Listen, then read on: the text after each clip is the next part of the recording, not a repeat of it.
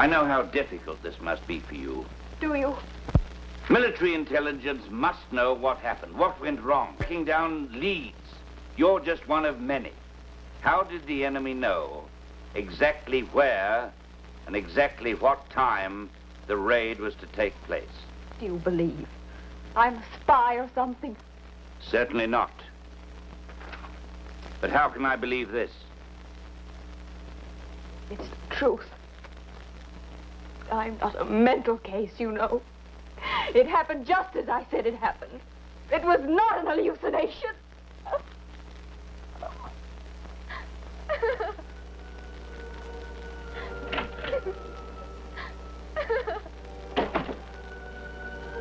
Hallucination. The perception of objects which have no reality, usually arising from disorders of the nervous system. Well, perhaps. But 3 of England's finest neurologists examined Emily McDougall all that summer of 1943 and found her nervous system quite normal. But what could it possibly have been but an hallucination?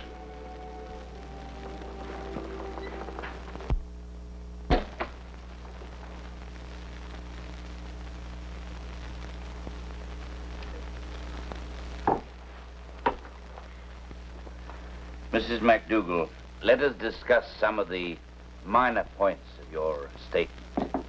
About this girl, Anne. So now Anne's an enemy agent, too, hmm? Well, she happens to be from Omaha, Nebraska, which I understand is still in Allied hands. Mrs. McDougall, we lost almost 6,000 men in that raid. Sorry. Now, tell me about Anne.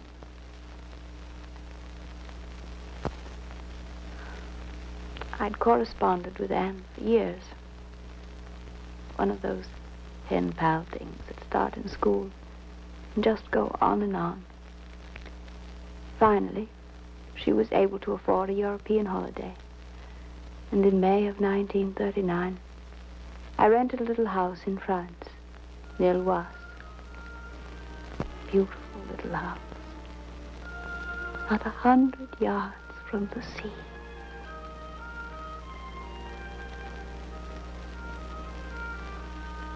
First, I thought it was the sea.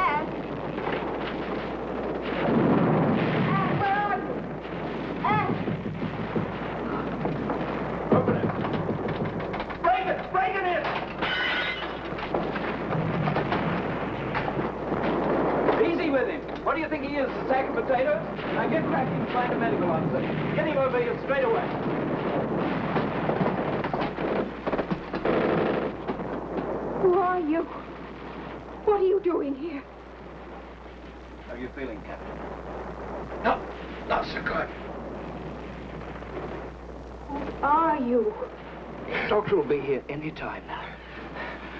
Shot for the pain, then back to the ship, and a proper hospital. You'll be in top shape in no time at all, sir. Come on. Take your mind off your troubles. Did you ever see such a bloody mess? Where were the ships, the planes? How could so many things go wrong? Hitler will dance a jig when he hears how we botched this one. He'll make August 12th a national holiday. Free beer and pretzels for everyone. Hang on. The doctor will be here any second. Answer me. Why don't you answer me? Sergeant, Sir? if the doctor shouldn't come in time, Now, don't talk like that, sir. if I shouldn't get back all right, look up my wife. Understand? Make it as easy as you can. And tell I love her. Emily, I love you.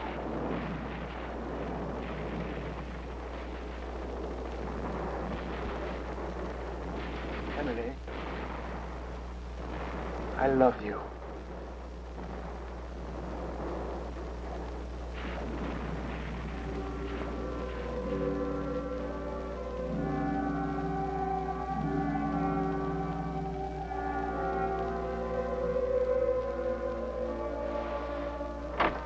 Emily!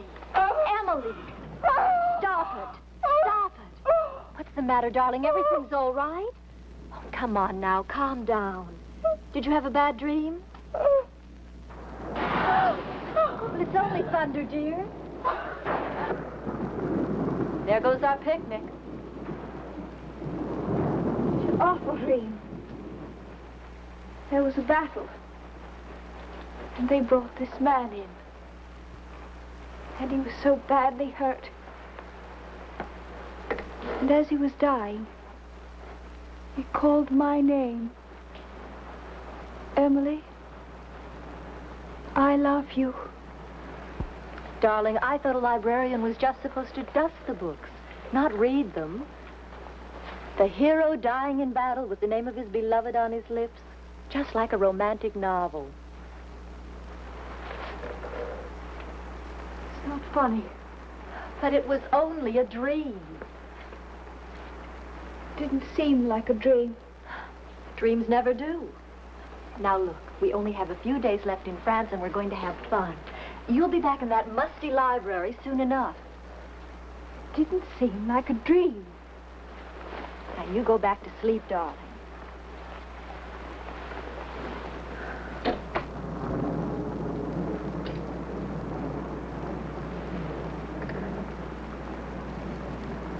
It didn't seem like a dream at all.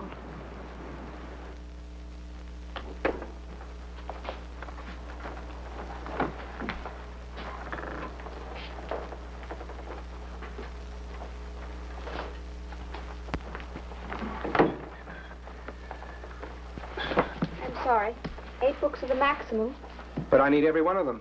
And 10 more beside, to tell the truth. I'm sorry. But don't keep saying you're sorry. I need the books. I'm sorry. What is it?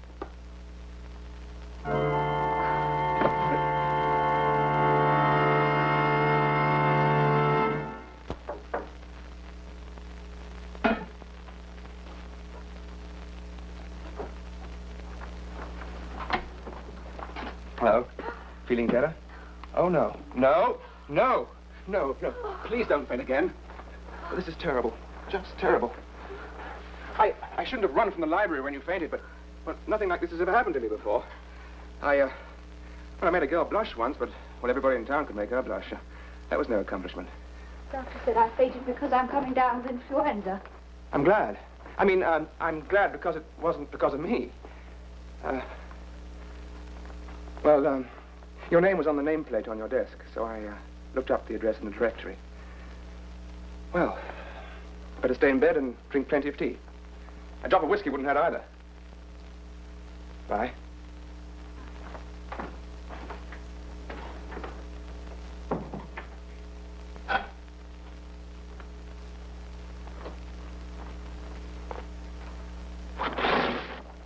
Sir, I'm terribly confused. Oh?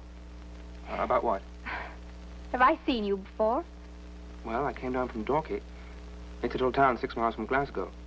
And, I went to Liverpool when I was 6 years old for my eldest sister's wedding. I'm sure we didn't meet there. But it really was you. And you said my name. I did. I don't have influenza. And I don't faint when a man looks at me. Good. And I'm not a neurotic or hysteric or anything like that. Jolly good. I did dream about you. It was a terrible dream. Oh, I apologize. You're making fun of me. No, I'm not. Really, I'm very sympathetic. You're laughing at me. No, really. Go away. I'm not laughing at you, miss. Really, I'm not.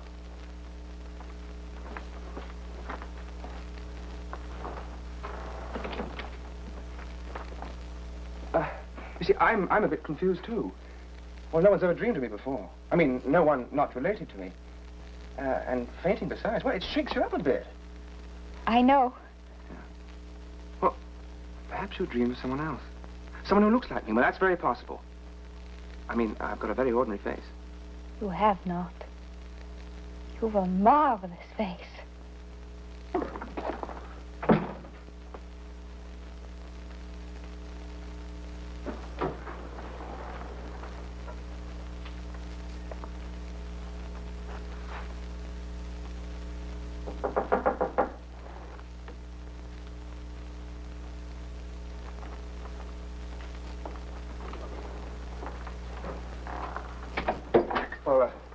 Thank you. But I really haven't, you know. My ears are monstrous, and my eyes don't match. The left one's just a wee bit cockeyed. And, oh yes, I have extremely weak chin. It's a family characteristic. Won't you have some tea? Oh, yes. I'd love to. You know, we talk like characters in one of those silly comedies where the audience laughs and eats chocolates and everyone knows it's going to turn out all right. But it doesn't turn out all right. No. Oh, no. A creature had a dream. Ate a bit of cheese before dozing off and had a dream. So it can't be. Huh, what nonsense. How do we know it's nonsense? How do we know it isn't? Some of it is true. In the dream, I married you. And now you've asked me. Don't you see? And if in real life we don't marry, is that how we somehow defeat fate? You're making fun of me. All right. I was badly wounded. You were dying. How do you know? Did you see me die? No, not exactly. Do you know I haven't had one single childhood disease? Not even the measles? What makes you so sure I'm going to die that easily? How do you know I won't die in my own bed at the age of 97, surrounded by 6 generations of loved ones? Oh, Harry! No! We're not going to meet tomorrow night or the night after or ever. I'm all through batting my head against the stone wall of your superstitious mumbo-jumbo. For the future, I wish you nothing but pleasant dreams.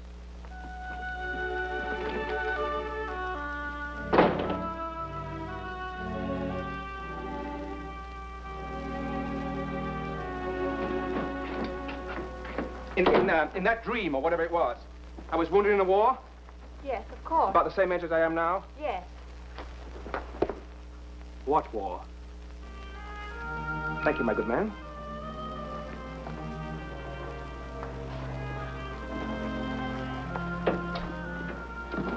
Marry me. All right.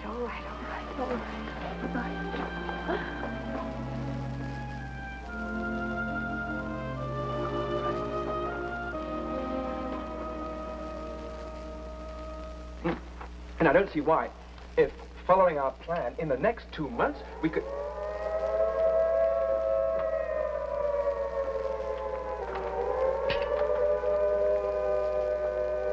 There's nothing to worry about. Just an alert. First day of war is always the worst.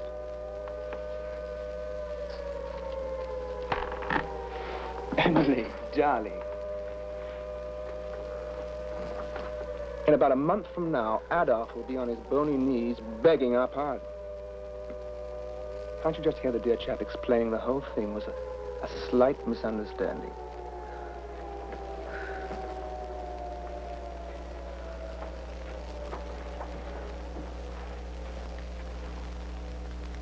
Look, if you're at all worried, we'll go down to the basement.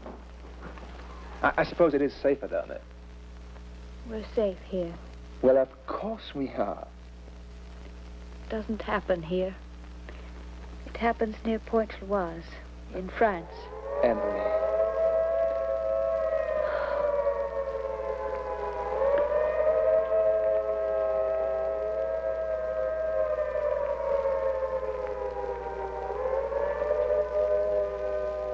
Emily. It's already past August 12th, so it won't happen this year. Please, darling. Is it next August 12th?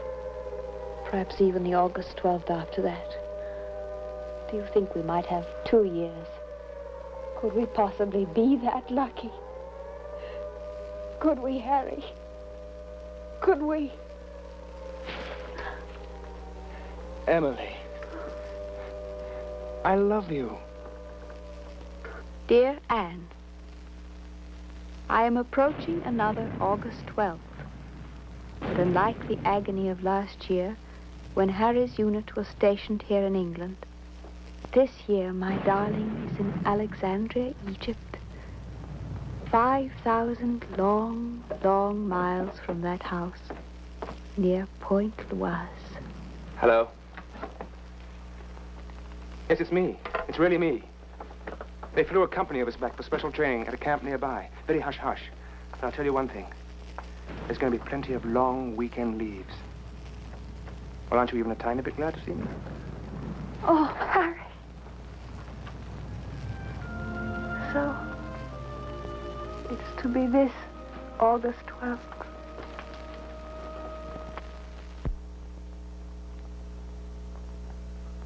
Harry? Harry? Yes, I'm right here.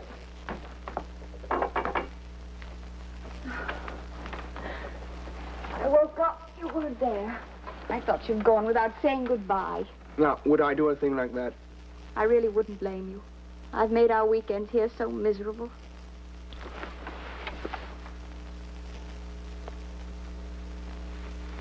Why are you up so early?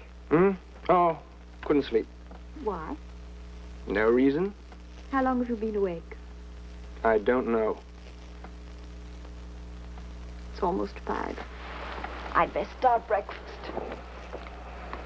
Emily, Yes? you know, in that dream of yours, I was a captain, wasn't I? That's right. Thank heaven you're just a lieutenant. If some things are wrong, maybe everything's wrong. Yes.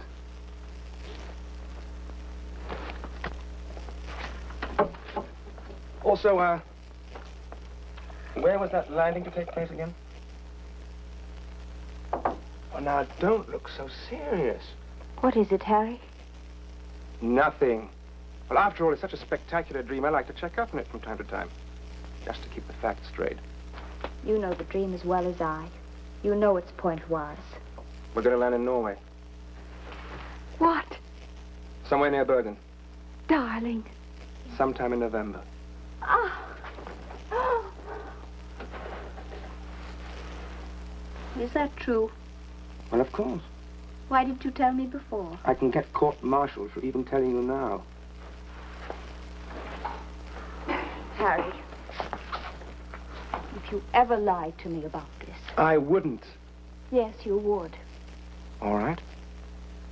On some distant August 12th, when GHQ says, off to Pointe-Loise, boys, I shall instantly phone you and say, guess what? What good would that do? If you didn't tell me the truth, I'd never forgive you. Even if my dream were insane, and you came back, or if you die of your wounds. Until I died, I wouldn't forgive you. Forgive me for what? Sparing you senseless worry? Denying us one honest moment before we said goodbye. Why, you sentimental little... I mean it, Harry.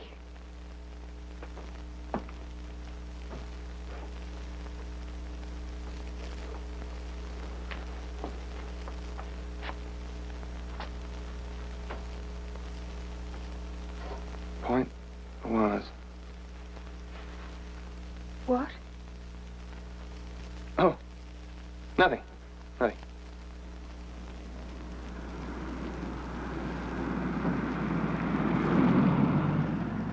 We're almost there. Harry, instead of staying at home, next Friday, why don't we drive down to Henley-on-the-Thames and have a picnic? Harry, Yes, darling? did you hear what I said? Oh, yes, darling. What is it, Harry? You meant what you said before, didn't you? About what? That if I lied to you, you'd never forgive me. Well, it's going to be in newspapers anyhow afterwards, so... And you're such an unpredictable little character, you might actually hate me for the rest of your life. It is France. And we are landing August 12th. But I'll come back to you, Emily. I will. No, no!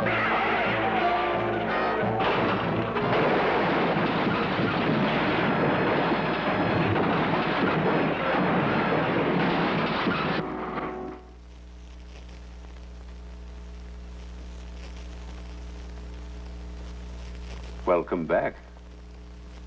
You had a motor accident. You're in St. Martin's Hospital. Was my husband hurt? Just a few scratches, that's all. Now, you must try and get some rest. It's been quite an ordeal. You know, you've been unconscious for almost a week. What day is this? Tuesday, I mean the date. August the 17th.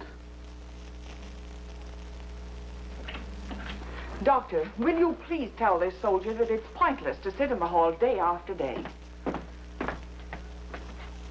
Harry, darling, you told me they couldn't kill you so easily. You were right. You must You're go right. back to bed at once.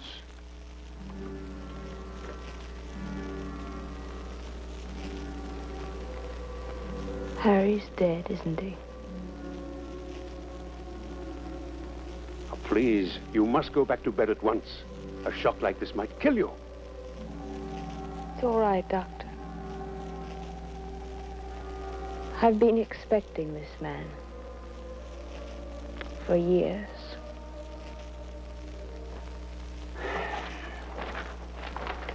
And you expect me to believe that the knowledge of this raid was a dream, an accident in time? Believe what you wish. Mrs. MacDougall, I deal in facts. And the only fact I have is that you were in hospital, unconscious, in a delirium. And in that delirious state, you mentioned again and again the exact time and place of a raid that was yet to take place. He's dead now, poor chap, and you can't hurt him anymore with the truth. Did he mention the raid beforehand to you?